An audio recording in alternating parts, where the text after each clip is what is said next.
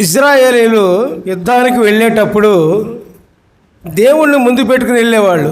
దేవుణ్ణి ఎట్లా ముందు పెట్టుకు వెళ్ళేవాళ్ళు అంటే, మండసం ఒకటి ఉంది, చెక్కతో చేసిన మండసం. చెక్కతో చేసిన మండసం ముందు పెడితే అప్పుడు వాళ్ళు యుద్ధం చేసేటప్పుడు దేవుడు ఆ చెక్కతో చేసిన మండసంలోనికి వస్తారు. అది దేవుడు చెప్పింది వాళ్ళు చేసేవాళ్ళు. మరి ఆ మండసము ఒకరి ఇంట్లో ఉంది.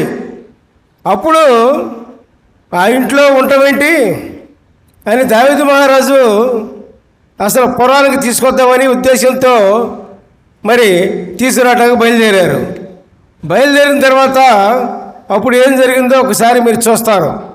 2 సమూయేలు 6వ అధ్యాయము 6-7 వచనాలు చూడండి ఒకసారి.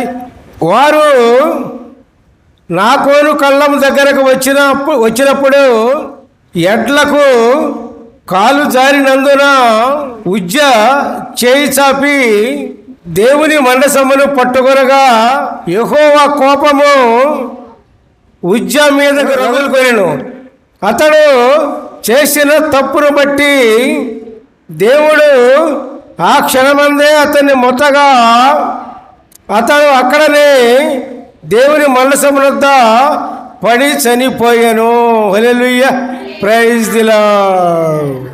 ఎందుకనండి వాళ్ళు ఏం చేశారంటే, మందసాన్ని పట్టుకురావడానికి కొత్త బండి చేయించుకొని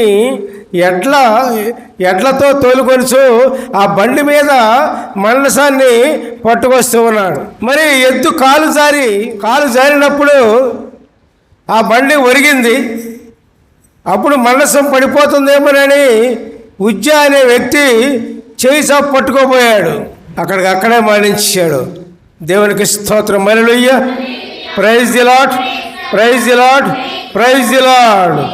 మరి ఇక్కడ లాభం లేదు అని జడిసిపోయి దావీదు ఏం చేశాడంటే, మరి ఎక్కడ పెడతాడు? 3 నెలలు గిత్తీయుడగు ఓబేదెదోము, అతని పేరు ఓబేదెదోము, అతని ఇంటి దగ్గర పెడతాడు.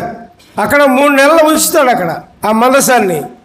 అప్పుడు 3 నెలలు ఉండినప్పుడు ఓబేదెదోము గృహము ఫలించింది, దీవించబడింది, వృద్ధి చెందాడు, గొప్పగా జీవించాడు. ఆ 3 నెలల టైం అప్పుడే దేవుని మండసం అతని ఇంట్లో ఉండటం వల్ల దేవుని ఆశీర్వాదము అతని ఇంటి మీదకి వచ్చింది. ప్రియులారా, దేవునికి స్తోత్రం.